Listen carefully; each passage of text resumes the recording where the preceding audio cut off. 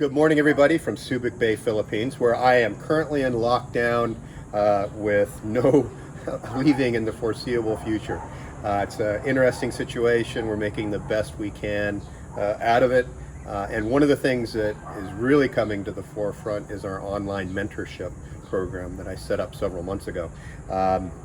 Who had any idea that it would come in such need at this particular time? But when we started this program, the whole idea was to start working with some of my students long distance that I don't have a chance to see through seminars and other types of training.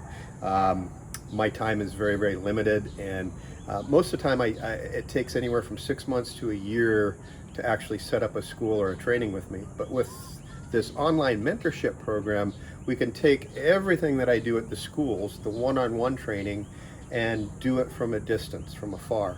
It's very, very simple. The way it works is we take our training course outlines, and we actually have 4 different phases, everything from trailing, tracking, imprinting, all the way to tactical proximity alert and officer safety. And we take this outline, we apply it to your dog and your conditions, and over the course of 2 to 3 weeks, we'll work on every little facet of that training program. And it's very, very simple. The way we do it is you'll videotape your training through the use of a point of view POV type camera. I usually recommend a GoPro on a head mount. And we'll give you your own Dropbox folder with unlimited gigabyte space. And you'll upload your videos to the Dropbox folder. I'll download them and then critique them and add my critique in a voiceover onto that video. It's an incredibly effective way to train, and once we start actually implementing some of the map programs and softwares that go with it, you're going to see some really wonderful changes to your training regimen. Anyway, this is really a great time to do this type of training in this lockdown that we have and implement it all throughout the world. Find a safe place to train by yourself or with somebody in the household, and let's work on our online mentorship program together. Ooh, yeah. So I'm going to put him in the grass where he can't. Okay, things are starting to progress here. Your location isn't too bad. The taller grass is great. I love how our trail layer is using some good ground disturbance. I also love how Raz really takes odor off the cup this time. This is super important stuff. The scent article marks the track in the beginning later on, and we have to later transition this into fixed objects and smaller things. So this targeting is super crucial right now. Now, one of the things that Raz does right off the bat is he totally overshoots our trail layer by at least 30-40 yards. Why is he doing this? It's all because of blown air scent.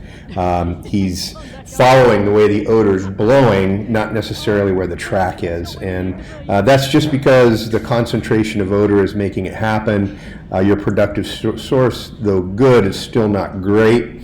We've got to find some ways to pattern a track a little bit better. But you can really see how Raz works this, and you even catch it when you say what a great air scent that you see. What happens is he gets out to the edge of the scent pool, can't find his way in. He has an idea of where it's coming from, but no scent cone. When he goes out that final time, that's when he picks it up. So what do we need to do? Well, what I would suggest is more areas like this, but try to use edges and barriers. Like you have this fence line there in the background. I think there's cement posts. That's a good track line that you can run somebody on, and one of the things the trail layer can do is he can actually put some hand odor low on the posts at puppy nose level that'll help keep him a little bit closer to the track.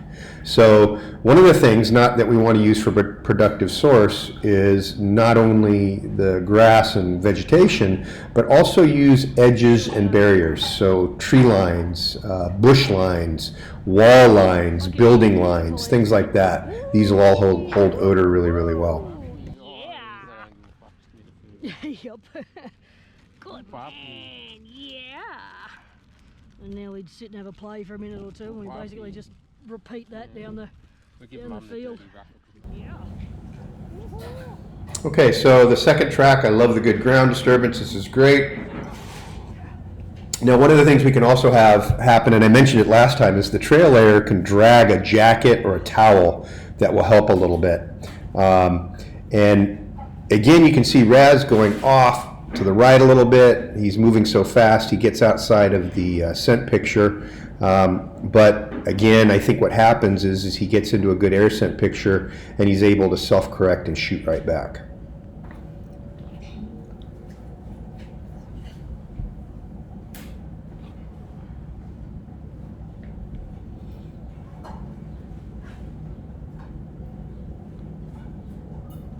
There it is right there.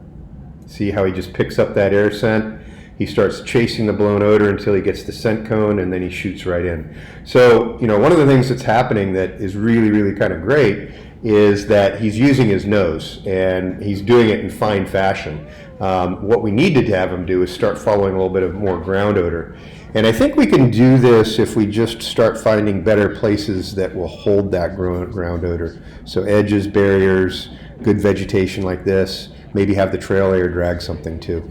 Also contact odor by his hands. Nom noms. Yeah, nom noms. Nom noms. Okay, so on this one we have a little wild child and he's getting a little bit discombobulated and twisting around. One of the things that we want to try to do is keep him focused in the direction of the scent article so he doesn't take his eyes off of it. We want to make sure he hits it every time before he takes off. So one of the things you can do is when you kneel down, kind of tuck him in between your legs a little bit. This will help the spinning. With this track, again, I think we actually had good ground odor most of the way, and he used it very, very nicely on this one. Jeremy tried doing that and copped a fucking tooth in the finger. At least he's useful to hide for the dogs. So.